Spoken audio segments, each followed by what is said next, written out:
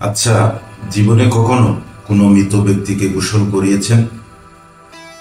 যদি কখনো সুযোগ হয় তাহলে সেই মৃত ব্যক্তিকে গোসল করাবেন। তখন খুব কাছ থেকে দেখবেন মৃত মানুষের দেহটা কতটা অসহায় লাগে। মৃত্যুর পরে মানুষের দেহটা কতটা ভয়ের কারণ হয়ে দাঁড়ায়। সুযোগ পেলে রাতে লাশটা পাহারা দেবেন। তখন বুঝতে পারবেন প্রিয় মানুষটার লাশ রাতের বেলায় আপনার কাছে কতটা অদ্ভুত লাগে, কতটা ভয়ের কারণ হয়ে ওঠে, কতটা আতঙ্কর কারণ হয়ে যায়। সুযোগ পেলে মৃত ব্যক্তির শরীরে হাত লাগিয়ে কিছুক্ষণ তার স্পর্শ নেবেন। আপনি তখন উপলব্ধির সুযোগ পাবেন এই পৃথিবীতে বিশাল প্রভাব প্রতিপত্তি মৃত্যুর পরে কতটা নির্যাতনের রূপ নেয়। সুযোগ পেলে আপনজনদের লাশ কবরে নামাবেন খুব আগ্রহ নিয়ে।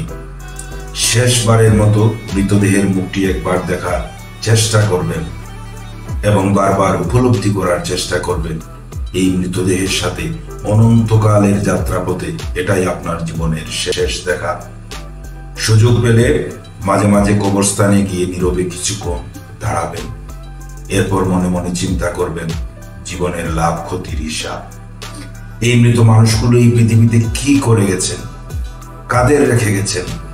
যাদের রেখে গেছেন তারা কি কখনো এই মৃত মানুষগুলোকে স্মরণ করার জন্য কবরস্থানের আশপাশে একটি বারের জন্য কি দেখতে আসে? আমাদের জীবনটা বড় অদ্ভুত, বৈচিত্র্যময়। আমরা এর জন্য, ওর জন্য, ধন সম্পদের জন্য, ঐশ্বর্যের জন্য, বাড়ি গাড়ি টাকা পয়সার জন্য কত যে মায়া দেখাই, আগ্রহ দেখাই, আরো চাই আমাদের। অথচ এই জীবনে আমরা মৃত্যুর কথা না ভেবে, পরকালের জবাবদিহিতার কথা না ভেবে কিভাবে আরো সম্পদ অর্জন করতে পারি সেই চিন্তায় বিভোর হয়ে থাকি। হায় রে জীবন, এখনো সময় আছে, ফিরে আসুন মহান রবের দিকে।